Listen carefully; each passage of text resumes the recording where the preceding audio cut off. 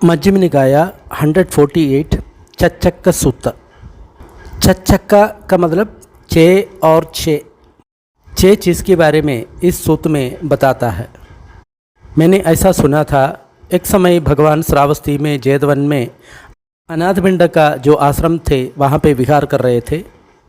वहाँ पर भगवान ने भिक्षुओं को ऐसा अभिसंबोधन किया, भिक्षवे जी बंदे, ऐसा करके उन भिक्षुओं ने प्रत्युत्तर दे दिया। भगवान इस प्रकार बताया, भिक्षुओं मैं ऐसा धर्म को आपको सिखाऊंगा, वो आदि में कल्याणकारी है, मध्य में कल्याणकारी है और अंत में कल्याणकारी है, अर्थवत है, सही तरह से बताया हुआ है।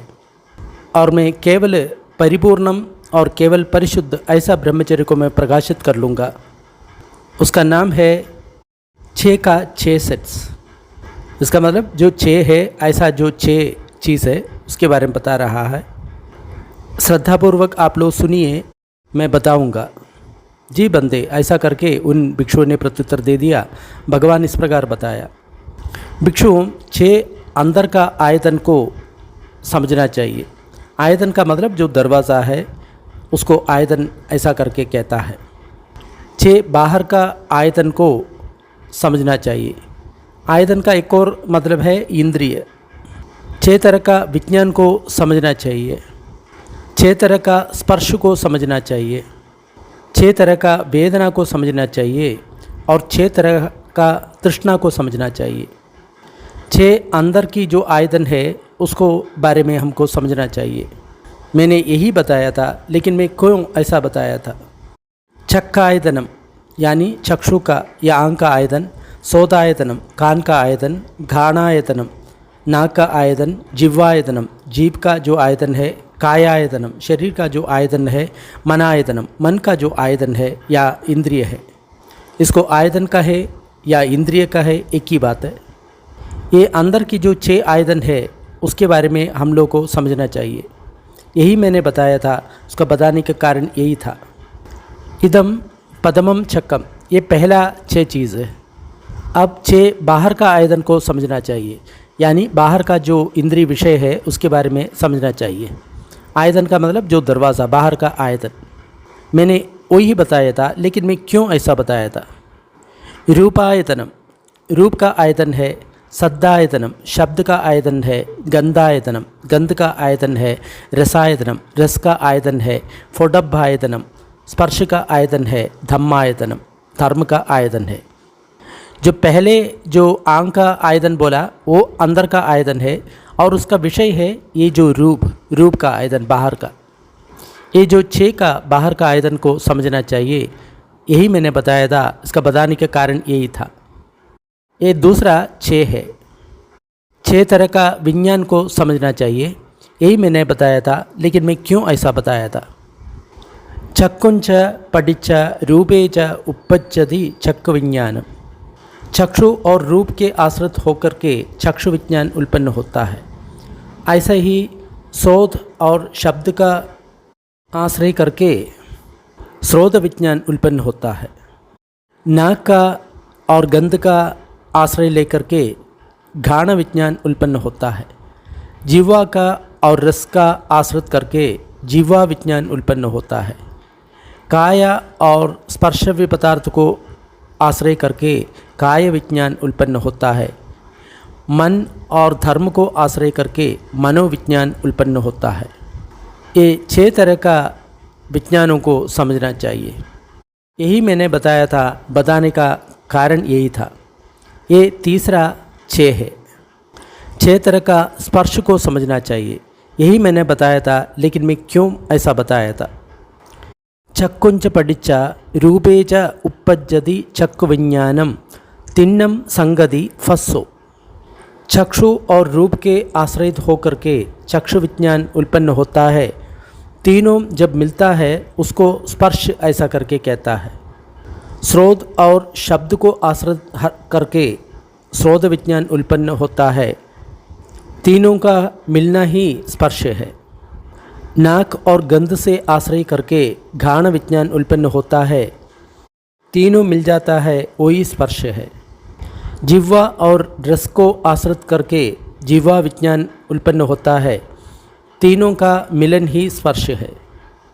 काया और स्पर्शव्य पदार्थ को आश्रय होकर के काय विज्ञान उत्पन्न होता है, तीनों का मिलन ही स्पर्श है। मन और धर्म से आश्रय होकर के मनोविज्ञान उत्पन्न होता है, तीनों का मिलन ही स्पर्श है।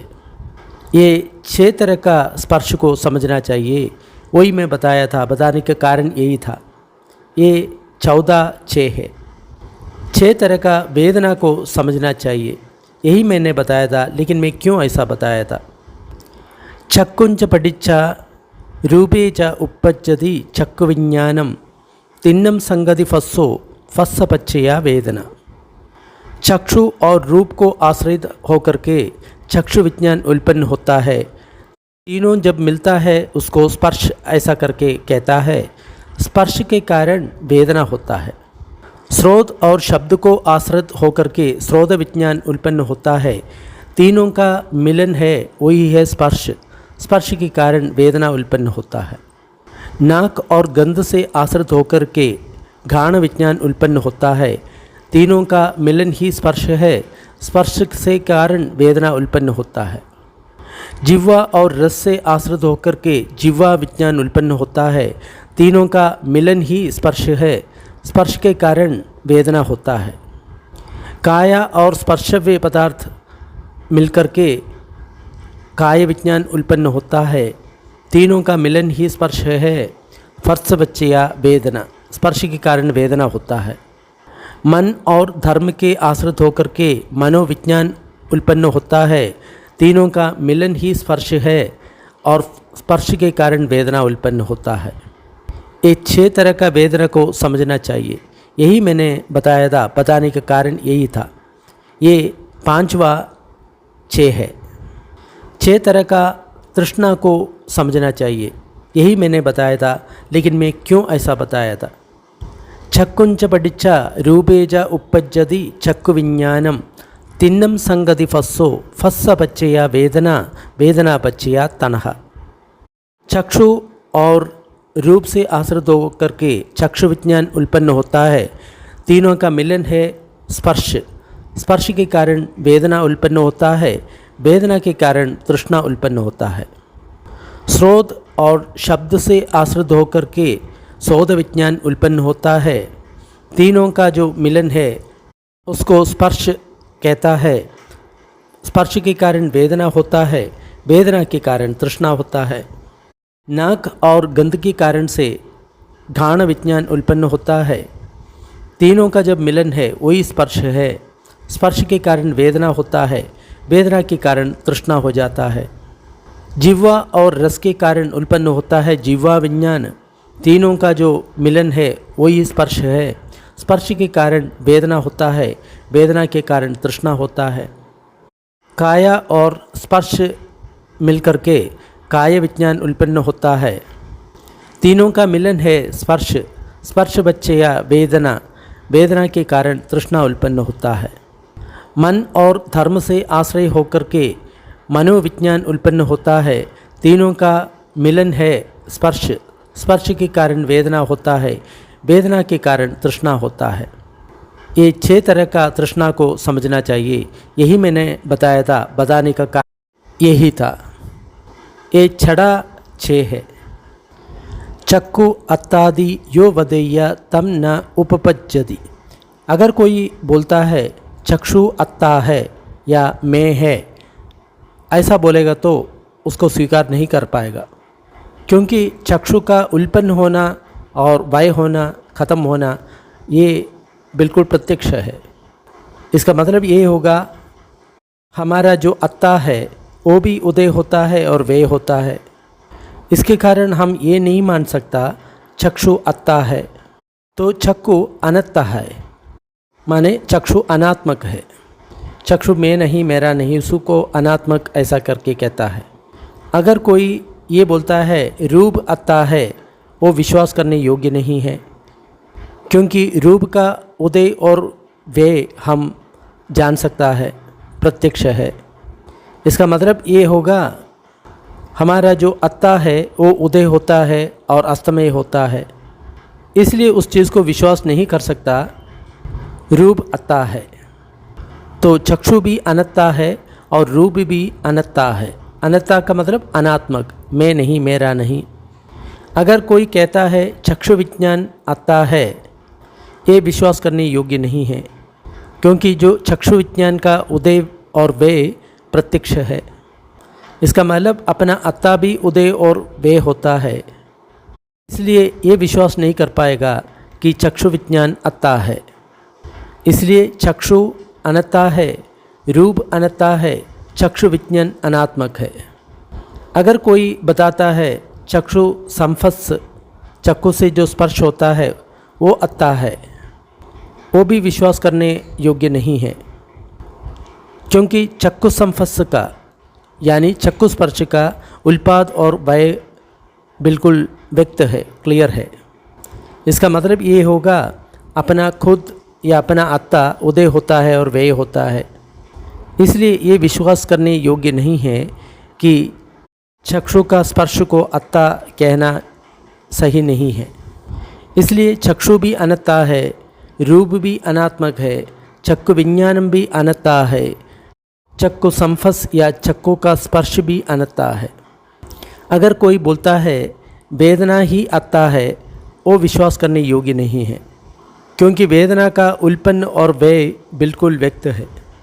इसका मतलब खुद का जो अत्ता है उदय होता है, व्यय होता है, तो इसलिए उसको विश्वास करना योग्य नहीं है कि वेदना को अत्ता है, ऐसा नहीं कह सकते। इसलिए चक्षु भी अनत्ता है, रूप भी अनत्ता है, चक्षु विज्ञान भी अनत्ता है, चक्षु का स्पर्श भी अनत्ता है, वेदना भी अनत्ता है। अगर कोई ये बोलता है तृष्णा अत्ता है, लेकिन वो विश्वास करने योग्य नहीं है, क्योंकि तृष्णा का जो उल्पन्न है, व्यय है, वो देख सकता है। इसका मतलब ये होगा अपना अत्ता उल्पन्न हो गया और ख़त्म हो गया। इसलिए ये विश्वास योग्य नहीं है कि तृष्णा अत्ता है। इसलिए चक्षु भी अनत्त है, रूप भी अनत्ता है, चक्षु विज्ञानम भी अनत्ता है, चक्षु का स्पर्श भी अनत्ता है, वेदना भी अनत्ता है, तृष्णा भी अनत्ता है। इसी प्रकार बाकी इंद्रियों को भी समझना चाहिए, मैं रिपीट नहीं करता। कोई बोलता है स्रोत अत्ता है, नाक अत्ता है, जिह्वा अत्ता है, काया अत्ता है, मन अत्ता है। ये विश्वास योग्य नहीं है, क्योंकि मन का उदय और व्यय बिल्कुल प्रकट है। इसका मतलब यही होगा कि खुद का जो अत्ता है उदय होता है, व्यय होता है। तो इसलिए ये बोलना सही नहीं है कि मन अत्ता है, इसलिए मन अनत्ता है।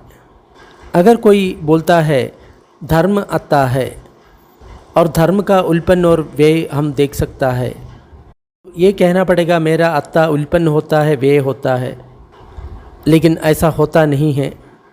मन भी अनंत है, धर्म भी अनंत है। कोई बोलता है मन का विज्ञान अत्ता है, ये भी इसी प्रकार जानना पड़ेगा। मन का स्पर्श भी अत्ता है, वेदना भी अत्ता है, तृष्णा भी अत्ता है, लेकिन उसको विश्वास नहीं कर पाएंगे, क्योंकि तृष्णा का उल्पाद व्यय हम देख सकता है। इसका मतलब ये नहीं होगा कि अपना अत्ता उदय होता है और व्यय होता है। इसलिए हम मान सकता है कि तृष्णा अत्ता नहीं है। इसलिए मन भी अनत्ता है, धर्म भी अनत्ता है, मनोविज्ञान भी अनत्ता है, मन का जो स्पर्श है वो भी अनत्ता है, वेदना भी अनत्ता है, तृष्णा भी अनत्ता है। अयम को पना भिक्खवे सक्काय समुदय गामिनी पटिपता। भिक्षुओं, ये है सक्काय समुदय गामिनी पटिपता। सक्काय का मतलब मैं शरीर है, ऐसा करके जो विश्वास है वो किस प्रकार होता है, उसका रास्ता क्या है। क्योंकि जब तक ये सक्काय दृष्टि दूर नहीं होगा तब तक हमको श्रोतापन का अवस्था नहीं प्राप्त होगा।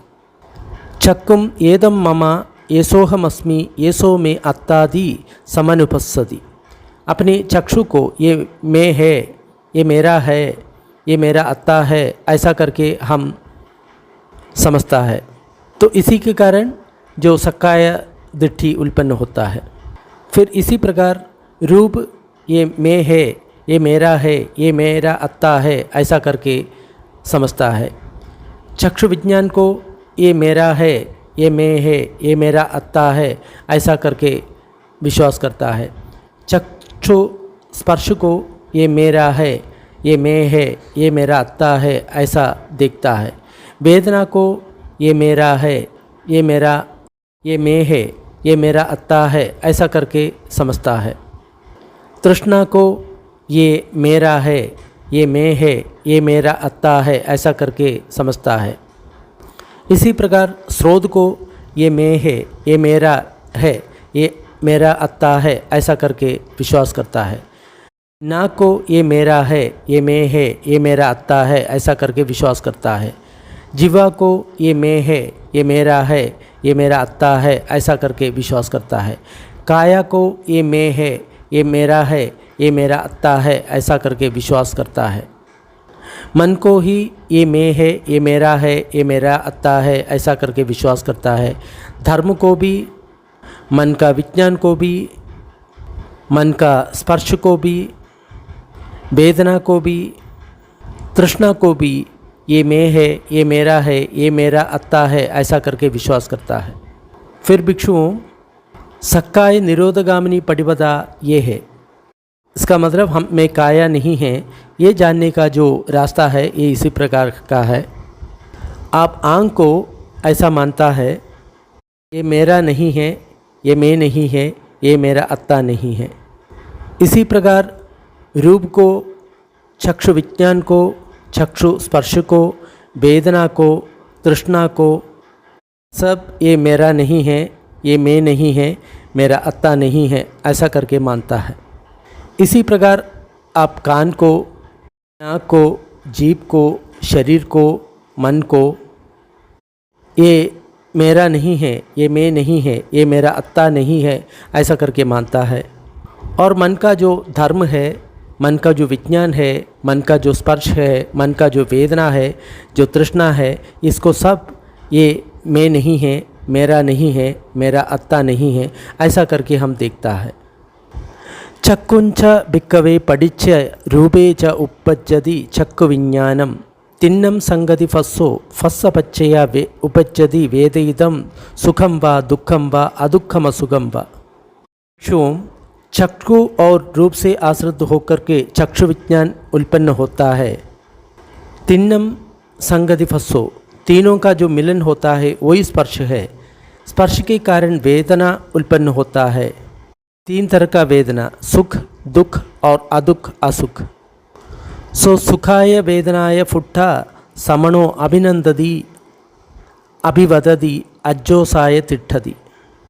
जब आप एक सुखद वेदना का अनुभव करता है तो उसको अभिनंदन करता है, स्वागत करता है, उससे आसक्त हो जाता है, वहाँ पर राग का अनिश्चय हो जाता है। अगर आप दुख का वेदना का स्पर्श करता है, अगर आप दुखी होता है, रोता है, बहुत ज़्यादा रोता है, छाती पीट करके रोता है और बेहोश हो जाता है, वहाँ पर द्वेष का अनिश्चय हो जाता है। पडिगानुसया अनुसेदी। अदुखम असुखाय वेदनाय फुट्टो। अगर जब आपको अदुख असुख वेदना स्पर्श करता है या न्यूट्रल वेदना स्पर्श करता है, अगर आप उस वेदना का उत्पत्ति, ख़त्म होना, आस्वादन, उसका आदिनव या भय या उससे कैसे बाहर निकलना है ये आप नहीं जानता है, तस्स अविज्ञानुसयो अनुसेदी। वहाँ पे अविज्ञा का अनुसरण होता है, उसके भीतर अविज्ञा होता है। भिक्षुओं, जब सुख वेदना होता है उसमें राग नहीं होना चाहिए। जब दुख वेदना होता है वहाँ पे हमको द्वेष छोड़ना चाहिए।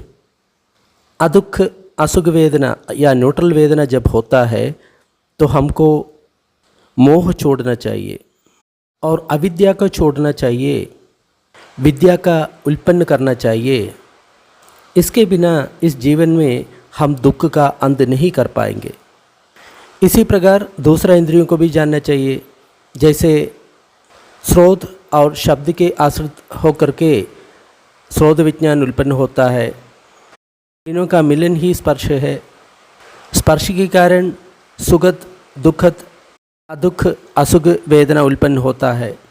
अगर आपको सुख वेदना अनुभव होता है, आप उसको अभिनंदन करता है, स्वागत करता है, उसके साथ चिपकाव पैदा करता है, तब आप में राग होगा।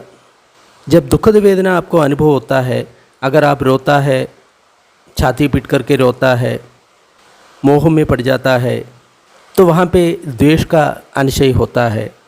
जब अदुख असुख वेदना जब होता है, उसका उत्पत्ति, क्षय, आस्वादन, उसका आदिनव या भय, इससे कैसे बाहर निकलना है, ये आप नहीं जानता है, तो उसके भीतर अविद्या का बढ़ाव होता है। तो भिक्षुओं, सुखद संवेदना के प्रति राग छोड़े बिना, दुखद संवेदना के प्रति द्वेष छोड़े बिना, अदुख असुख संवेदना के प्रति मोह छोड़े बिना, अविद्या छोड़े बिना, विद्या उत्पन्न करने बिना इस वर्तमान काल में दुख का अंत करना असंभव्य है। इसी प्रकार बाकी इंद्रियों को भी समझना चाहिए। जैसे घ्राण और गंध से आश्रित करके घ्राण विज्ञान उत्पन्न होता है, जिह्वा और रस का आश्रित करके जिह्वा विज्ञान उत्पन्न होता है, काया और स्पर्श के कारण काय विज्ञान उत्पन्न होता है, मन और धर्म के कारण मनोविज्ञान उत्पन्न होता है। ये तीनों का मिलन ही स्पर्श है। स्पर्श के कारण सुखद दुखद अदुख असुख वेदना उत्पन्न होता है। अगर आपको सुखद वेदना हो रहा है तो आप उसको अभिनंदन करता है, स्वागत करता है, उससे चिपका पैदा करता है, तब वहाँ पर राग का अनिश्चय होता है। जब आप दुखद वेदना अनुभव करता है तो आप दुख करता है, शोक करता है, परिदेव करता है, सम्मोह में पड़ जाता है, तो वहाँ पे द्वेष का अनिश्चय होता है। जब आप एक अदुख असुख वेदना या न्यूट्रल वेदना का अनुभव करता है, तो अगर सही प्रकार से उसका जो उत्पत्ति है, ख़त्म है, आस्वादन है, उसका आदिनव है या भय है, उसे कैसे बाहर निकलना है ऐसा आप नहीं जानता है, तो मोह का अनिश्चय वहाँ पे हो जाता है। भिक्षुओं, सुखद संवेदना जब होता है, उसके भीतर का राग को छोड़ने बिना, दुखद संवेदना जब होता है, उसके भीतर का जो द्वेष को छोड़े बिना, अदुख असुख वेदना जब होता है, उसके भीतर का मोह के छोड़ने बिना, अविद्या को छोड़ने बिना, विद्या को उत्पन्न नहीं करके इस वर्तमान काल में दुख का अंत करना असंभव है। अभी राग और द्वेष और मोह कैसे छोड़ेंगे उसके बारे में बताता है। चक्षु और रूप के आश्रित होकर के चक्षु विज्ञान उत्पन्न होता है। तीनों का मिलन ही स्पर्श है। स्पर्श से वेदना उत्पन्न होता है, सुख वेदना, दुख वेदना, अदुख असुख वेदना। अगर आपको सुखद वेदना अनुभव हो रहा है तो आप उसको अभिनंदन करता है, उसको आस्वादन नहीं करता है, स्वागत नहीं करता है, तो उसके भीतर राग का अनिश्चय नहीं होगा। अगर आप दुखद वेदना का अनुभव करता है, उसके कारण आप शोक नहीं करता, सौमनस्य नहीं करता, रोता नहीं है, मोह में नहीं पड़ता, तो उसके भीतर का जो द्वेष का अनिश्चय नहीं होता। जब आप एक अदुख असुख वेदना का अनुभव करता है, आप सही तरह से उस वेदना का उत्पत्ति, व्यय, आस्वादन, उसका आदिनव, उसे कैसे बाहर निकलना है, ये सब जानता है, तो उसके भीतर अविद्या का अनिश्चय नहीं होता, यानी अविद्या का संस्कार नहीं होता। भिक्षुओं, जब सुखद वेदना का अनुभव करता है तो उसके भीतर का जो राग का अनिश्चय को आप छोड़ेंगे। जब दुखद वेदना अनुभव करता है, उसके भीतर का द्वेष का अनिश्चय आप छोड़ देंगे।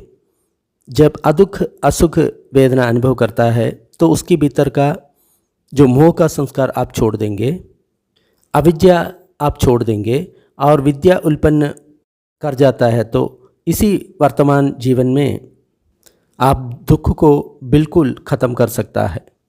इसी प्रकार बाकी चीज़ को भी समझना चाहिए। स्रोत और शब्द को आश्रित होकर के स्रोत विज्ञान उत्पन्न होता है। तीनों का मिलन ही स्पर्श है।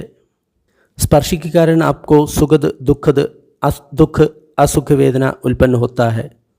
अगर आप सुखद वेदना जब अनुभव करता है तो आप उसको अभिनंदन नहीं करता, स्वागत नहीं करता, आस्वादन नहीं करता, तो उसके भीतर राग का अनिश्चय नहीं होगा।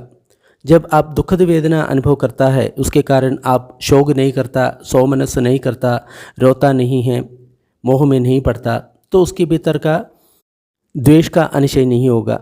जब आप अदुख असुख वेदना का अनुभव करता है तो आप सही तरह से उस वेदना का उत्पत्ति, खत्म, आस्वादन, आदिनव, निस्सरण या बाहर निकलना जब जानता है तो उसके भीतर का जो मोह का अनुसरण नहीं कर लेता। भिक्षु, जब सुखद वेदना के प्रति आसक्ति आप छोड़ेंगे, दुखद वेदना के प्रति द्वेष छोड़ेंगे, अदुख असुख वेदना के प्रति आप मोह छोड़ेंगे, अविद्या छोड़ेंगे, विद्या उत्पन्न करेंगे, तो इसी वर्तमान काल में आप दुख का अंत कर सकता है। इसी प्रकार दूसरे इंद्रियों के बारे में भी जानना चाहिए। नाक और गंध से आश्रित करके घ्राण विज्ञान उत्पन्न होता है। जीभ और रस से आश्रित होकर के जीवा विज्ञान उत्पन्न होता है। काया और स्पर्श से आश्रित होकर के काय विज्ञान उत्पन्न होता है। मन और धर्म के आश्रित होकर के मनोविज्ञान उत्पन्न होता है। तीनों का मिलन ही स्पर्श है। स्पर्श के कारण वेदना उत्पन्न होता है। सुखद वेदना, दुख वेदना, अदुख असुख वेदना। अगर आप सुख वेदना जब अनुभव कर लेता है तो उसको आप अभिनंदन नहीं करता, स्वागत नहीं करता, उसको आस्वादन नहीं करता, तो उसके भीतर का राग का अनिश्चय नहीं होगा। जब आप दुखद वेदना का अनुभव करता है, आप शोक नहीं करते, दौर्मनस नहीं करते, रोते नहीं, मोह में नहीं पड़ता है, तो उसके भीतर का द्वेष का अनिश्चय नहीं होगा। जब आप अदुख असुख वेदना अनुभव करता है, सही माने में उस वेदना का उत्पत्ति, खत्म, आस्वादन, आदिनव, निस्सरण ये जब जानता है तो उसके भीतर का मोह का अनुसरण नहीं होगा। भिक्षुओं, सुख वेदना के प्रति अगर आप राग छोड़ देंगे, दुख वेदना के प्रति आप द्वेष छोड़ेंगे, अदुख असुख वेदना के प्रति मोह छोड़ेंगे, अविद्या को छोड़ेंगे, विद्या का उत्पन्न करेंगे, तो इसी वर्तमान काल जीवन में आप दुख का अंत कर सकता है। इसी प्रकार देखते हुए एक ज्ञानी आर्य श्रावक चक्षु में आसक्ति छोड़ देता है, रूप से आसक्ति छोड़ देता है, चक्षु विज्ञान पर आसक्ति छोड़ देता है, चक्षु स्पर्श पर आसक्ति छोड़ देता है, वेदना पर आसक्ति छोड़ देता है, तन्हा या तृष्णा से आसक्ति छोड़ देता है। इसी प्रकार स्रोत पर आसक्ति छोड़ देता है, शब्द पर आसक्ति छोड़ देता है, स्रोत विज्ञान पर आसक्ति छोड़ देता है, स्रोत स्पर्श पर आसक्ति छोड़ देता है, वेदना पर आसक्ति छोड़ देता है, तृष्णा पर आसक्ति छोड़ देता है। इसी प्रकार बाकी इंद्रियों को भी जानना चाहिए, जैसे नाक है, जीभ है, काया है और मन है। मन से भी आसक्ति छोड़ देता है, धर्म से भी आसक्ति छोड़ देता है, मनोविज्ञान से भी आसक्ति छोड़ देता है, मनोस्पर्श से भी आसक्ति छोड़ देता है, वेदना से भी आसक्ति छोड़ देता है, तृष्णा से भी आसक्ति छोड़ देता है। जब आसक्ति छोड़ देता है, राग छोड़ देता है। जब राग नहीं होता, आसक्ति नहीं होता, तो विमुक्ति होता है।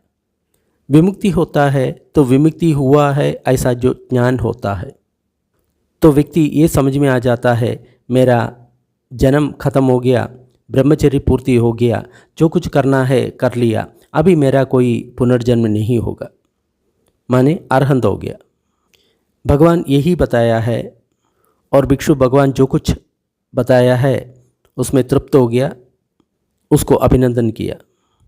जब भगवान इस उपदेश दे रहा था तो 60 भिक्षुओं के मन में आसव के प्रति चिपकाव खत्म होकर के चित्त विमुक्त हो गया, यानी अरहंत हो गया। चच्चक सूतम निठितम, तो ये सूत्र बहुत इंपॉर्टेंट है। अगर मान लो ध्यान से हम सुनेंगे तो धर्म का जो बारीकियां हैं हमको समझ में आ जाता है। सूत्र अच्छा लगा तो लाइक करें और शेयर करें। ऐसा सूत्र डिस्क्रिप्शन बॉक्स में और उपलब्ध है। थोड़ी देर पुण्य वितरण का अभ्यास करेंगे। सारे दुखियारे प्राणी दुख विमुक्त हो, सारे भयभीत प्राणी भय विमुक्त हो, सब प्राणियों को मुक्ति मिले।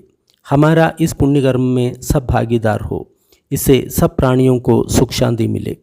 धरती जल और गगन के सारे प्राणी, अधोलोक, मनुष्य लोग, 6 देवलोक, 16 रूप ब्रह्मलोक, 4 अरूप ब्रह्मलोक के सारे प्राणी इस पुण्य में भागीदार हो। सभी देवता और ब्रह्मा बुद्ध शासन का रक्षा करे। साधु साधु साधु।